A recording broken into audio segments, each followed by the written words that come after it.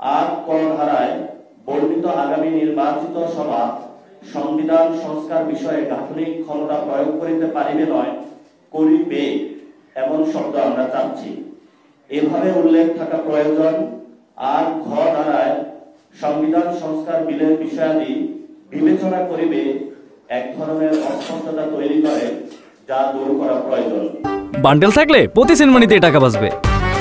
বিকাশ send money bundle কিনে জিতুন প্রতি লেনদেনে।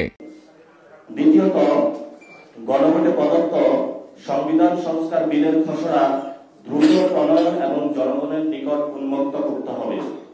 এই সংবাদ সম্মেলনের মাধ্যমে জাতীয় নাগরিক পার্টি এনসিপি সরকারের প্রতি আহ্বান জানাচ্ছে, 1 নম্বর, ঐক্যমত কমিশন কর্তৃক সুপারিশকৃত জুলাই সনদ বাস্তবায়ন আদেশের প্রথম খসড়াটি অর্থাৎ প্রস্তাব 1 গ্রহণ করার মাধ্যমে জুলাই সনদের আইনি ভিত্তি নিশ্চিত করতে হবে। 2, সংবিধান সংস্কার বিল খসড়া প্রণয়ন ও উন্মুক্তকরণের উদ্যোগ নিতে হবে। 3, জুলাই সনদ বাস্তবায়নের আইনি ভিত্তি সম্পন্ন আদেশের খসড়া সরকার গ্রহণ করলে সনদ স্বাক্ষর ব্যাপারে অগ্রগতি তৈরি হবে বলে এনসিপি মনে করে। এখন আমরা ডিটেইলস আলোচনার দিকে যাব। আমরা প্রশ্নগুলো, আপনাদের যে কোশ্চেনগুলো রয়েছে, অনেকে আছেন এখানে, আমরা সেই কোশ্চেনগুলোর উত্তর নিব। তবে আপনারা জানেন, আমরা কিছু বিষয় স্পষ্ট করি। এই যে জুলাই সনদটা, এই গণঅভ্যুত্থানে যারা রাস্তায় নেমে এসেছিল, তারা বাংলাদেশে একটি নতুন বাংলাদেশ দেখতে চেয়েছিল, একটি সংস্কার সম্পন্ন সংবিধান দেখতে চেয়েছিল। কারণ এই সংবিধানের অধীনে বাংলাদেশের যতগুলো ইনস্টিটিউশন রয়েছে, বাংলাদেশের যে ভবিষ্যৎ রয়েছে, সেটা হুমকির মুখে। সেই জন্য আমরা যে রাস্তায় ছেলেরা নেমে এসেছিল, মেয়েরা নেমে এসেছিল, তাদের দাবির প্রেক্ষিতে জনগণের সামনে আমরা ঐতিহাসিকভাবে গত 24 সালের অগাস্টের 3 তারিখ ঐতিহাসিক এক দফা দাবি দিয়েছিলাম। সেখানে আমরা বলেছিলাম ফেসিবাদী ব্যবস্থার বিলোপ এবং আমরা একটি নতুন সেটেলমেন্ট চেয়েছিলাম। সেই ফেসিবাদী ব্যবস্থাকে বিলোপ করতে হলে এই যে জুলাই চার্টার বা জুলাই যে সনদটা রয়েছে, একটা ঐতিহাসিক সিদ্ধান্ত। এই ঐতিহাসিক যে সিদ্ধান্ত হয়েছে, সেটাকে আমরা একদিকে সাধুবাদ জানাচ্ছি। কারণ আমরা, আপনারা জানেন, গতকালকে একটা গোল টেবিল এবং পূর্ব আমরা 6টা ধাপের একটা রূপরেখা দিয়েছিলাম। সেই রূপরেখাতে আমরা বলেছিলাম, জুলাই গণঅভ্যুত্থানের মাধ্যমে প্রকাশিত জনগণের সার্বভৌম ইচ্ছার বহিঃপ্রকাশের অথরিটি হিসাবে প্রধান উপদেষ্টা ডক্টর ইউনূস কর্তৃক অর্ডার জারি করবেন। অর্থাৎ এই গণঅভ্যুত্থানের ভিত্তিমূলকে ধরে এই জুলাই চার্টার হলো বানাতে হবে। অর্থাৎ ডক্টর ইউনূস, যিনি এই গণঅভ্যুত্থানের সরকার হিসাবে প্রধান উপদেষ্টা হিসাবে রয়েছেন, ওনাকে এই আদেশে সাইন করতে হবে এবং এই আদেশে সাইন করার জন্য উনি শহীদ মিনারে যাবেন। জনগণের সম্মুখে, জনগণের যে ঐতিহাসিক যে সিদ্ধান্ত, সেটা জনগণের সম্মুখে তাকে দিতে হবে। আমরা দ্বিতীয় একটি কথা বলেছিলাম যে অর্ডারের কাঠামোর অধীনে একটি গণভোটের আয়োজন। কিন্তু গণভোট নিয়ে বাংলাদেশে অনেক তর্ক বিতর্ক চলছে, এটাকে আগে হবে নাকি পরে হবে। আমরা সেই তর্ক বিতর্ক যাব না। আমরা মনে করি এই তর্ক বিতর্ক জামায়াত ইসলামী এবং বিএনপির মধ্যে একটি মল্লযুদ্ধ।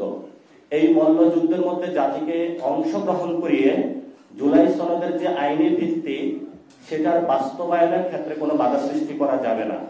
আমাদের মূল জায়গাটা, স্পেসিফিক জায়গা যে আমরা দিতে চাচ্ছি, গণঅভ্যুত্থানকে ভিত্তিমূল ধরে ডক্টর ইউনূসের সাইনে একটি আদেশ জারি করতে হবে, যে আদেশের অধীনে একটি গণভোট হবে। টাইম ফ্রেম নিয়ে আমরা স্পেসিফিক কোনো অবস্থান নিচ্ছি না এবং সেই গণভোটের পরে বাস্তবায়ন অর্ডারের অনুমোদন হওয়া এবং পরবর্তী যে সংসদ রয়েছে, সেটাকে কনস্টিটিউয়েন্ট পাওয়ার ডেলিগেট করতে হবে। এই কনস্টিটিউয়েন্ট পাওয়ার সম্পূর্ণ পরবর্তী সংসদ নির্ধারিত সময়, যেখানে সময় এসেছে 270 দিন, এই 270 দিনের মধ্যে বাস্তবায়ন করতে হবে। অর্থাৎ গণভোটের পরে যখন বাংলাদেশে একটি নির্বাচন হবে, যে নির্বাচনের মধ্য দিয়ে একটি রিফর্ম অ্যাসেম্বলি হবে, এই রিফর্ম অ্যাসেম্বলি একসাথে দুইটি কাজ করবে। প্রথম কাজ হলো এই আদেশের বাস্তবায়ন তারা করবে। দ্বিতীয় কাজ হলো তারা বাংলাদেশের যে সচরাচর যে পার্লামেন্টগুলো কাজ করে থাকে, তাদের নিত্য নৈমিত্তিক কাজগুলো, সেগুলো তারা পালন করবে। সেখানে কমিশন একটি বাধ্যবাধকতা দিয়েছে যে 270 দিনের মধ্যে যদি তারা বাস্তবায়ন করতে ব্যর্থ হয়, তাহলে অটোমেটিক এটা জনগণের সার্বভৌম বহিঃপ্রকাশ হিসাবে জনগণের যে অধিকার সেটা জনগণের এই সরকারের উপরে ন্যস্ত হবে বা বাস্তবায়ন হয়ে যাবে। অনেক জায়গা থেকে কথা আসছে এটা অটো পাসের মতো না কিনা। আমরা সেখানে বলছি যে জনগণ যখন গণভোটের মাধ্যমে এবং এই গণঅভ্যুত্থানের মাধ্যমে একটি সাথে সাথে লিগ্যাল ফ্রেমওয়ার্ক একটি বিলের মাধ্যমে এই আদেশ বাস্তবায়নের জায়গায় সর্বোচ্চ জায়গা থেকে সক্রিয় ভূমিকা পালন করছে, সেটা অটোমেটিক একটি বাস্তবায়নের জায়গায় চলে যায়। কিন্তু সাথে সাথে এটাকে আরো দৃঢ় করার জন্য লিগ্যাল ওয়েতে আরো এটাকে ফ্রেমওয়ার্ক করার জন্য আমরা কিন্তু সংসদের হাতে ওই জায়গাটা দিচ্ছি। কিন্তু পার্লামেন্টারি পাওয়ারের উপরে জনগণ যে সার্বভৌম ক্ষমতার অধিকারী, সেই ভিত্তিমূলকে ধরেই ঐক্যমত কমিশন ডক্টর ইউনূস স্যারের কাছে রিপোর্ট জমা দিয়েছেন। এই জন্য আমরা ঐক্যমত কমিশনকে ধন্যবাদ জানাচ্ছি যে ওনারা কোনো দল নয়, জনগণকে প্রাইম এখানে রেখেছেন। অর্থাৎ দলের উপরে দেশকে রেখেছেন, জনগণকে রেখেছেন, এবং এই জনগণের যে গণঅভ্যুত্থানে তারা এসেছিল, গণঅভ্যুত্থানের যে বহিঃপ্রকাশ, সেই বহিঃপ্রকাশ জায়গাটা তারা লিগ্যাল ফ্রেমওয়ার্কে নিয়ে পিপলস উইলকে সর্বোচ্চ জায়গা স্বীকৃতি দিয়েছেন। এটা জনতার ঐতিহাসিক বিজয়, এটা কোনো দলের বিজয় নয়। যেভাবে এই গণঅভ্যুত্থান জনগণ নেমে এসেছিল, তাদের বিজয় হয়েছিল, জুলাই সনদের মধ্যে লিগ্যাল ফ্রেমওয়ার্কের মাধ্যমে আমরা মনে করি জনগণের সে ঐতিহাসিক বিজয় আবার নতুন বাংলাদেশে সূচিত হবে। এই প্রস্তাবে বলা হয়েছে যে সরকার আদেশ জারি করবে, 1 নম্বর যে প্রস্তাব সেটাতে বলা হয়েছে। কিন্তু আমরা এই বিষয়ে এখনো স্পষ্ট হইনি যে সরকার কখন আদেশটা জারি করবে, কিভাবে হবে।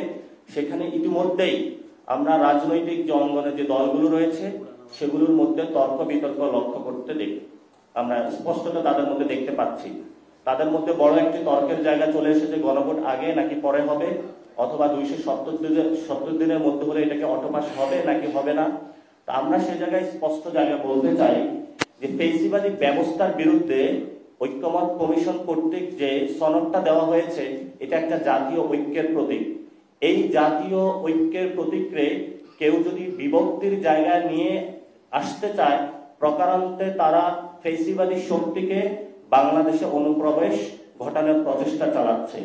আমরা গত বছরের 5 তারিখে দেখেছিলাম জনগণকে পাশ কাটিয়ে তারা ক্যান্টনমেন্টে গিয়েছিল, এবং সেখানেও যেই ফেসিবাদী শক্তিগুলো রয়েছে তা আওয়ামী লীগ নামে হোক, জাতীয় পার্টি নামে হোক, জুলাই সনদকে বন্ডুল করে তাদেরকে বাংলাদেশে নিয়ে আসার জন্য তারা সর্বপ্রকারান্ত প্রচেষ্টা চালিয়ে যাচ্ছে।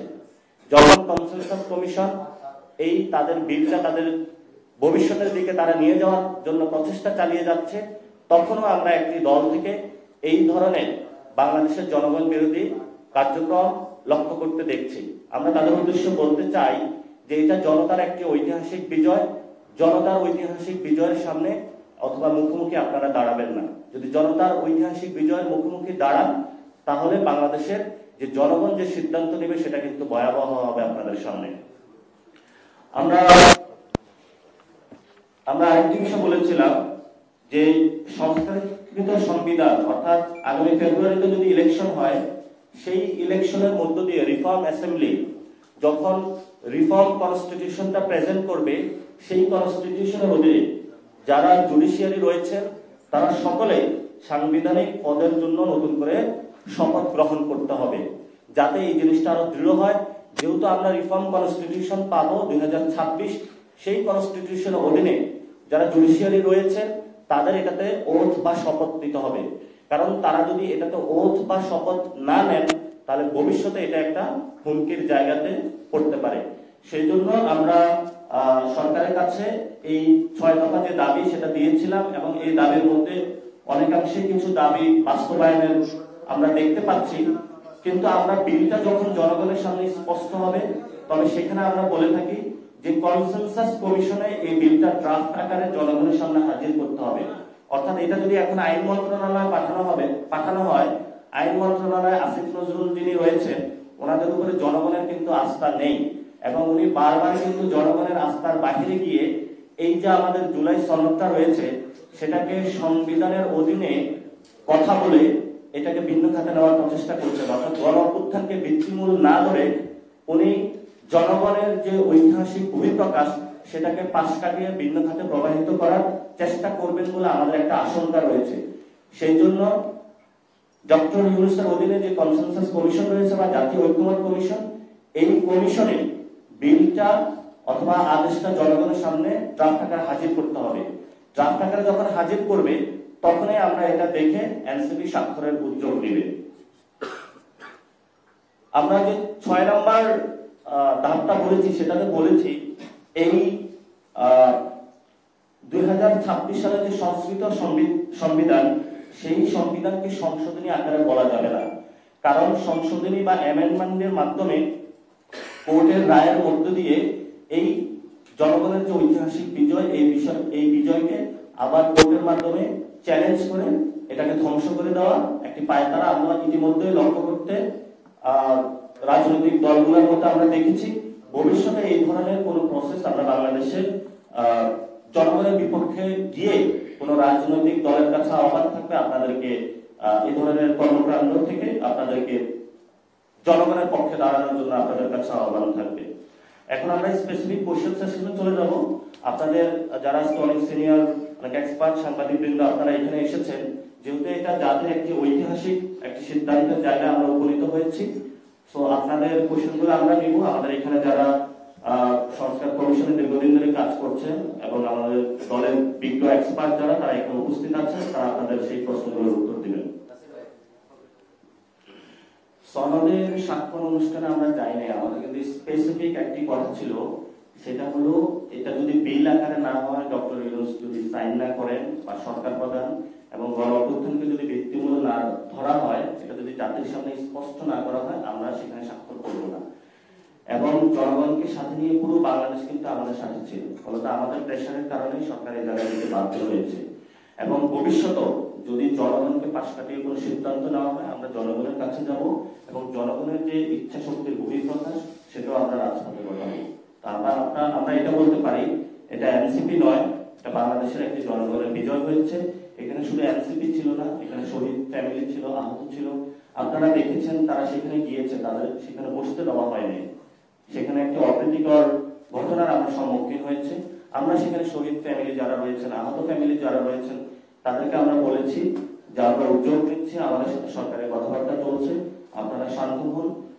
রাজপথে তারা নেমে আসতে চায়, কিন্তু আমরা বাংলাদেশে কোন অগণতান্ত্রিক পরিস্থিতি আর দেখতে চাই না। আমরা গণতান্ত্রিক পরিস্থিতির পক্ষে উত্তরণ ঘটাতে চাই।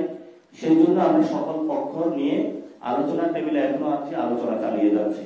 আমরা মনে করি এটা এনসিপির জন্য রাজনৈতিক দূরদৃষ্টি সম্পূর্ণ একটি ঐতিহাসিক সিদ্ধান্ত তারা নিয়েছে এবং এনসিপির এটা প্রাথমিকভাবে বিজয় হয়েছে।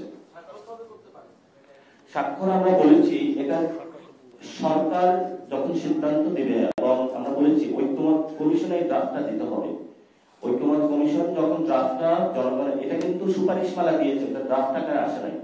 ফলত ঐক্যমত কমিশন এখন যদি একটা ড্রাফট দেয়, সেখানে এই সুপারিশমালাগুলো কিন্তু ড্রাফটে পরিবর্তন হতে পারে। সেজন্য আমাদের আইন মন্ত্রণালয়ের উপর কিন্তু আস্থাটা নেই আসিফ নজরুল স্যারের উপরে।